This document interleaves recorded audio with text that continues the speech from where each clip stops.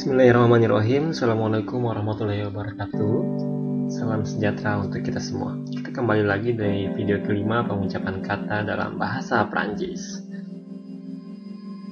Oke, pada video-video sebelumnya kita telah melihat bagaimana mengucapkan huruf C dan C cedil, kemudian kombinasi huruf C dan H, huruf E, kemudian huruf F dan V, huruf Z, H, J. Pada video mengenai huruf ini, saya di situ banyak atau sering sekali mengucapkannya dengan J, tapi maksud saya itu sebenarnya J. Jadi huruf ini dalam bahasa Prancis kalau berdiri sendiri dibaca J. J itu artinya saya. Oke, kita lanjutkan. Kemudian huruf O dan O juga, kemudian huruf A, kemudian S dan kombinasi huruf SS atau double S, kemudian kita juga telah melihat huruf T, U, kemudian huruf U.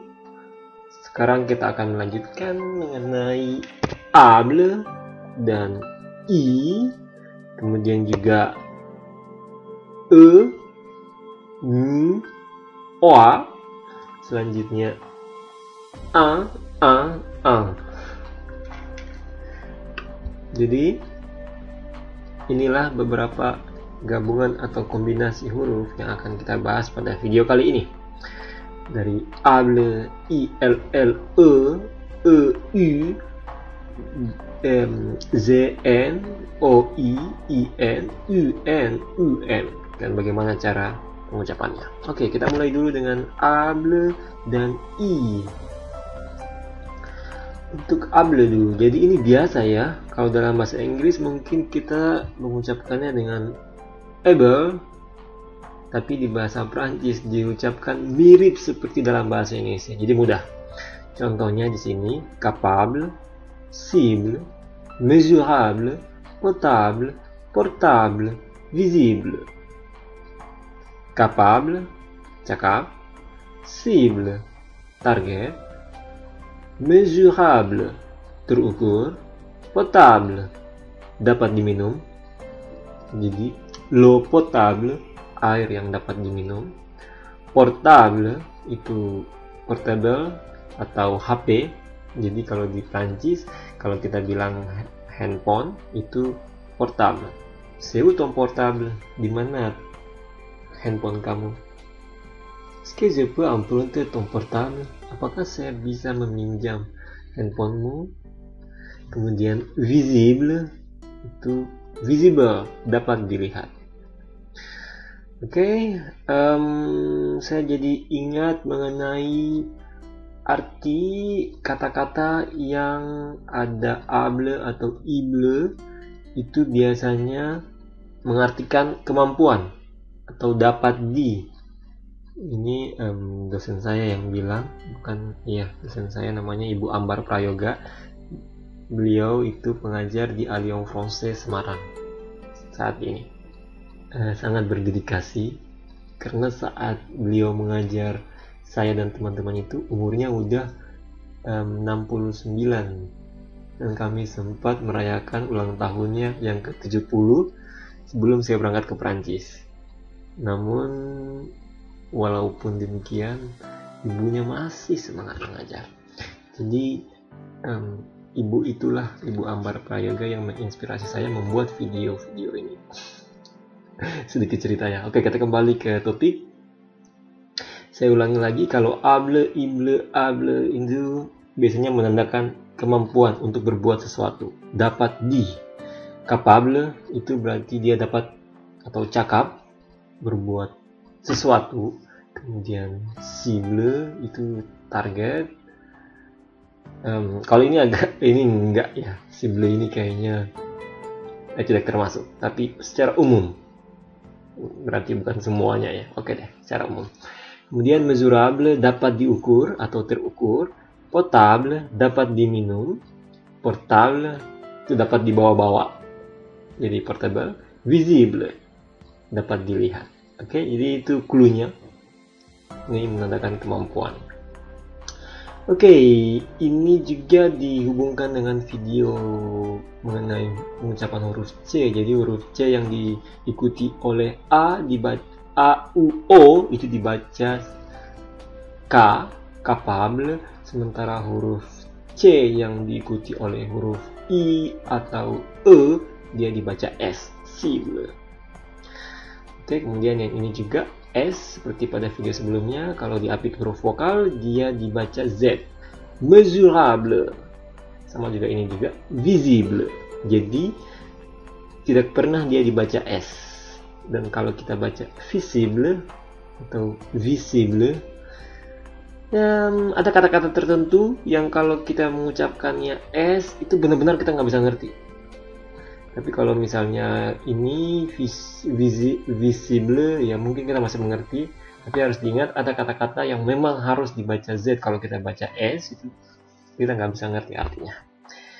Kemudian huruf V itu dalam bahasa Indonesia mungkin dibaca visible, tapi dalam bahasa Prancis dia dibaca V, visible. Oke. Kemudian ini itu huruf E yang terakhir agak diucapkan, tapi sedikit aja. Capable. Sedikit capable. Jadi E-nya itu hanya sedikit aja diucapkan.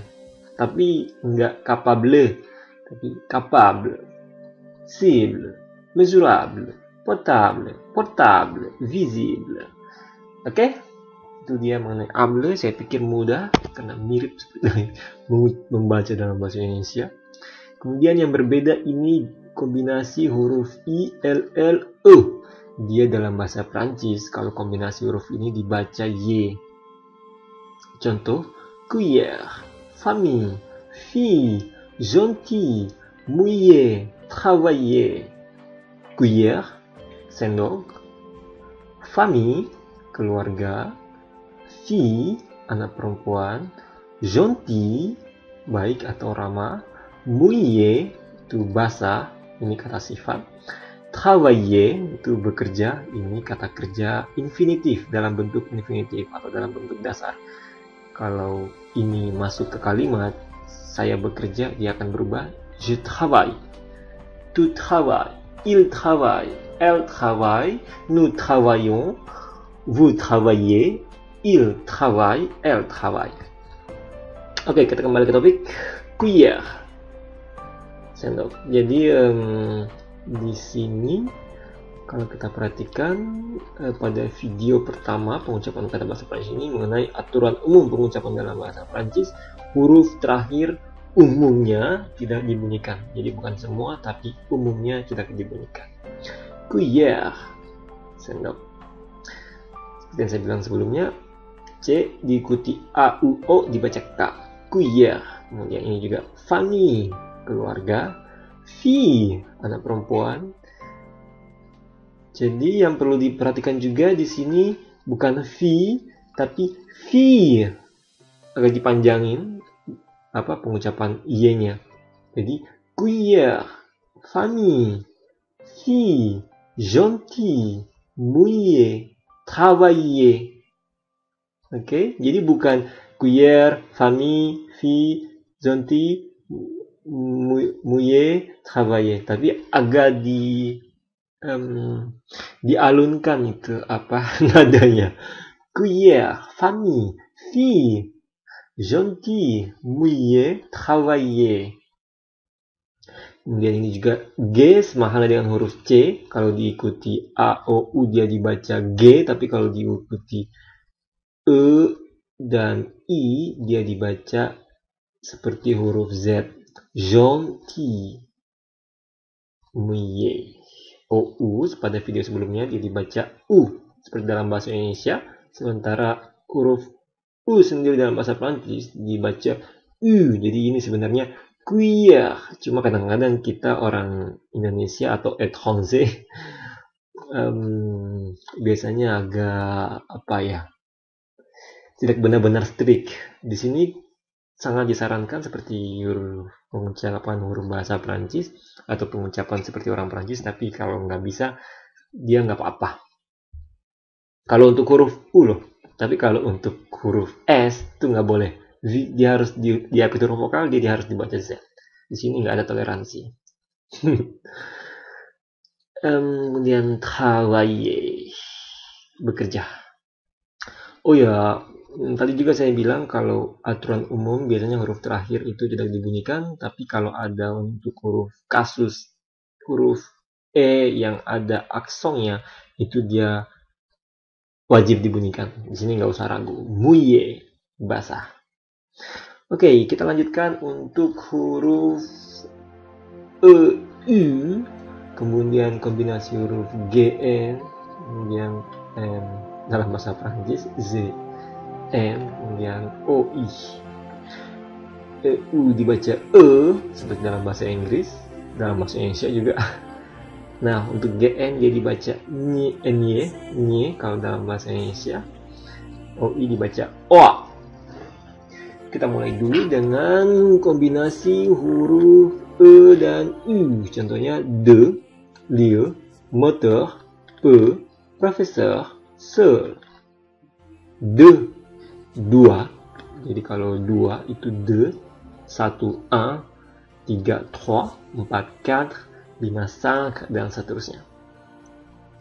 Kemudian lieu ini tempat, moteur itu penggerak, peu sedikit, professeur itu profesor, dosen, seul sendiri.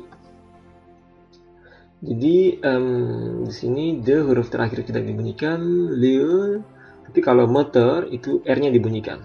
Kemudian profesor juga. Jadi huruf-huruf r itu kata yang huruf r-nya terakhir itu biasanya dibunyikan kecuali dia kata kerja bentuk er. Misalnya ini assigné, ini kata kerja, r-nya nggak dibunyikan. Gagné, ini kata kerja juga. Grignoter, ini kata kerja, r-nya nggak dibunyikan. Kata kerja er, tapi kalau kata kerja ir itu dibunyikan kayak ini loisir, misalnya azir dan sebagainya. Oke, hanya sedikit intermezzo. Kita kembali, de, dua, lieu tempat, motor, penggerak, pe, sedikit, profesor, dosen, seul, sendiri. Ini juga L-nya dibunyikan, seul. Jadi kalau ini mudah ya, seperti dalam bahasa Indonesia atau bahasa Inggris. Sekarang GN, huruf GN dibaca nye dalam bahasa Indonesia. Contoh, assigné, menugaskan, cagnotte, jackpot. Ini kanyot atau cagnotte ya, saya lupa bacanya. Kalau ini digne, mulia atau berharga. Grignoter, mengemil. Montagne, gunung. Assigné itu menugaskan, dia kata kerja. Cagnotte, kayaknya bacanya kanyot deh, ini hurufnya nggak dibunyikan. Jackpot, digne itu mulia atau berharga. Gagné itu memenangkan. Grignoter, mengemil. Montagne, gunung. Oke, saya pikir ini mudah. Yang nyenye dalam bahasa Indonesia, dalam bahasa Prancis, dia itu dari bunyi itu dibentuk oleh gabungan huruf G dan N. Sekarang huruf OI dia dibaca OA. Contohnya loisir itu hiburan atau waktu luang. Moi, saya. Mois, bulan. Point itu poin. Trois, 3, voiture, mobil. Oke, di sini yang unik dalam bahasa Prancis, kalau OI jangan ragu, itu dia dibaca OA. Loisir, moi, point, 3, voiture. Loisir, hiburan, moi, dan moi. Jadi ini persis bacanya sama, sama sekali nggak ada perbedaannya, cuma artinya bisa beda. Moi itu saya, moi itu bulan. Jadi di sini benar-benar tergantung konteks. Mois de mai, bulan Mei. C'est moi, ini saya. Dalam bahasa Prancis memang kita harus benar-benar melihat konteksnya atau situasinya. Karena banyak sekali kata-kata yang tulisannya berbeda tapi pengucapannya mirip atau sama persis. Dan di situ benar-benar kita butuhkan konteksnya, lagi konteks apa nih? Point, ini poin. Jadi dibacanya point. Sengaunya sengau Prancis, bukan poang, tapi point. Agak ditahan sengaunya. nggak sampai nggak sampai eng, tapi Kemudian trois, voiture, mobil. Trois, 3 poin. Oke? Sekarang yang terakhir, dan ini agak komplike, tapi saya menyederhanakan ya. Di sini benar-benar saya menyederhanakan untuk memudahkan kalian. Jadi bukan dalam konteks yang bukan dalam konteks saintifik. Misalnya di sini IM dan UN itu saya pasang ang, itu memudahkan kalian saja, walaupun sebenarnya ada perbedaan. Dan UM itu dibaca om, omnya pun itu on sebenarnya, selalu sengau Prancis bukan sengau Indonesia. Ini juga a itu sengaunya bukan ang tapi ang, ditahan. Contoh yang IN dulu, fin, akhir, Indonesia, Indonesia, indefini, tanpa batas, maskulin, maskulin, matin, pagi, vin, anggur. Saya ulangi, fin, Indonesia, Indonesia, indefini, tanpa batas, maskulin, maskulin, matin, pagi, vin, anggur. Kemudian yang UN, aucun, brun, chacun, commun, quelqu'un, un. Oh lah, ini agak complicated. Tapi simpelnya dia dibaca un, oke? Jadi kita sepakat aja di situ ya.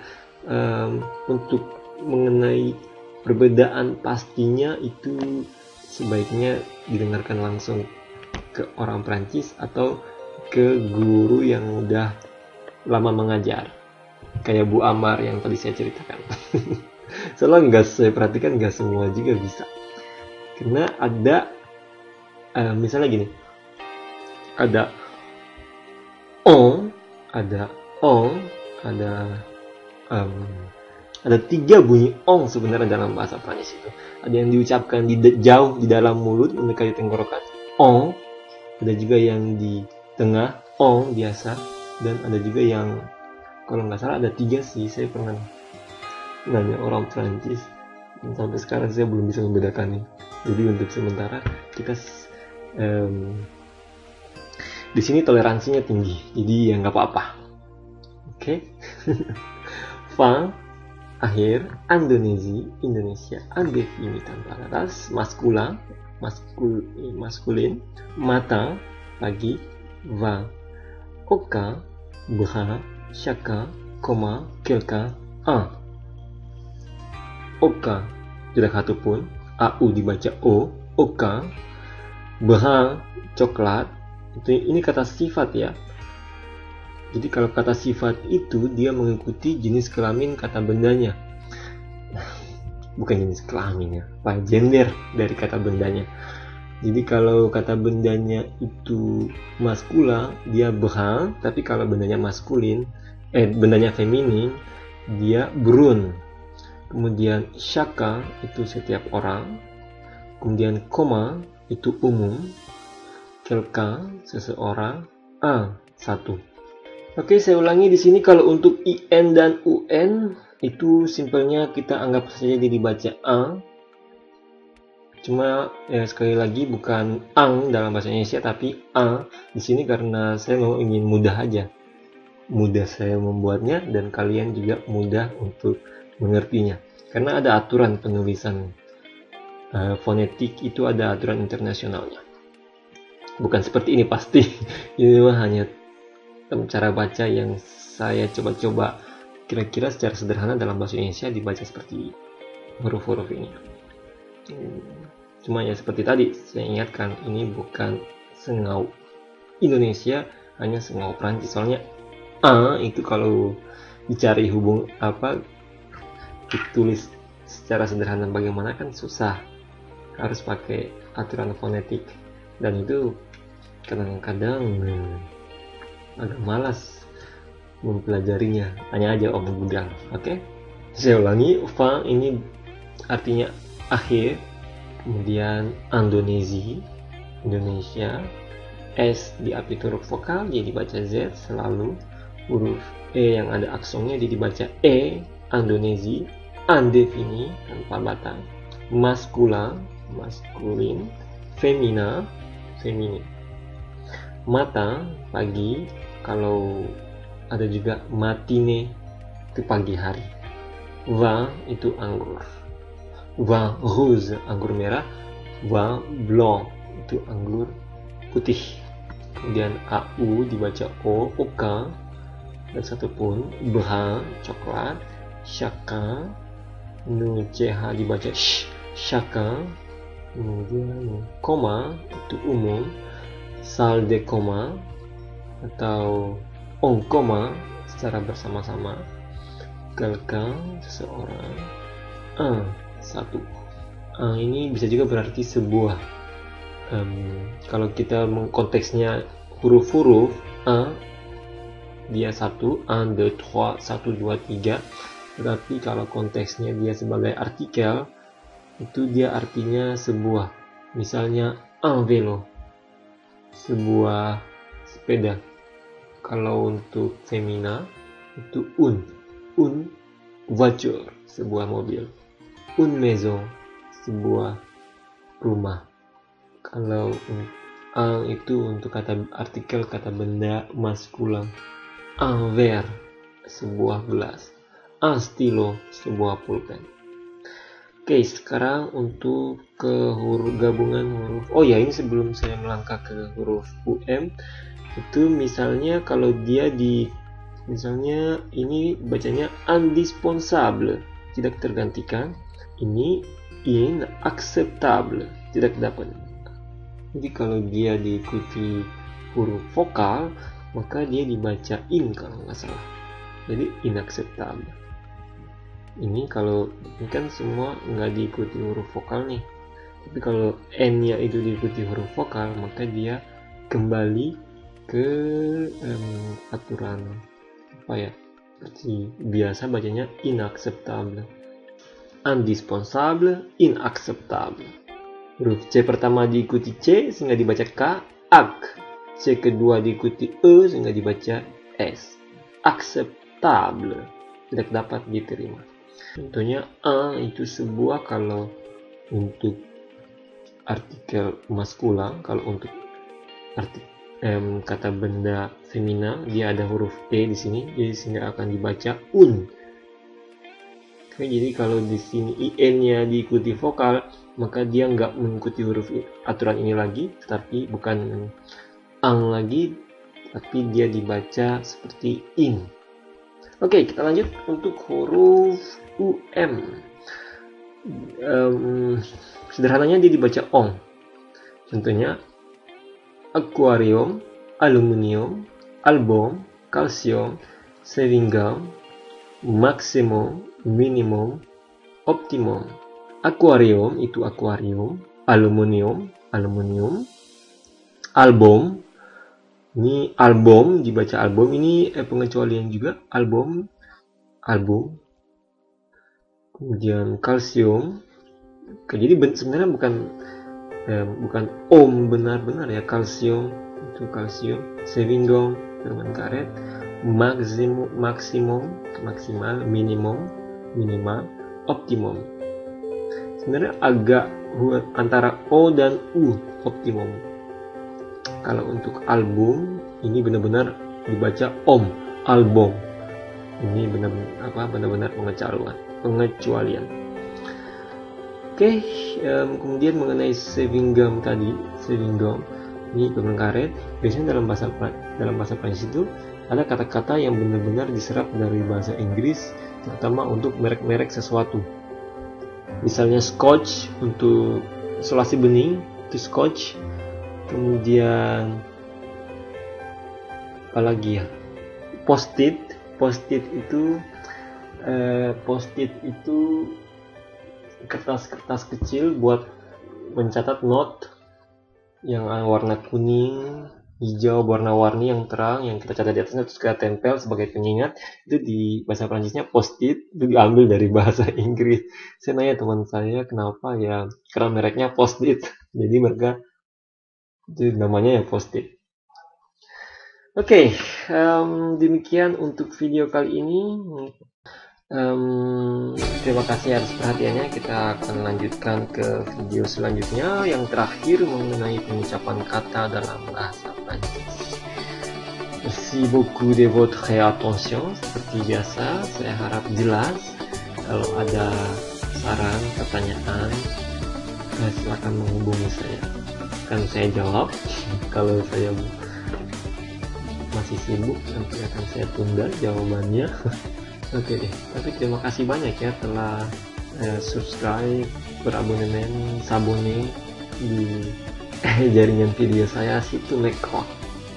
Oke deh, bonne journée, bon week-end, bonne semaine, à très bientôt pour la dernière vidéo de prononciation en français. Ciao ciao, wassalamualaikum warahmatullahi wabarakatuh.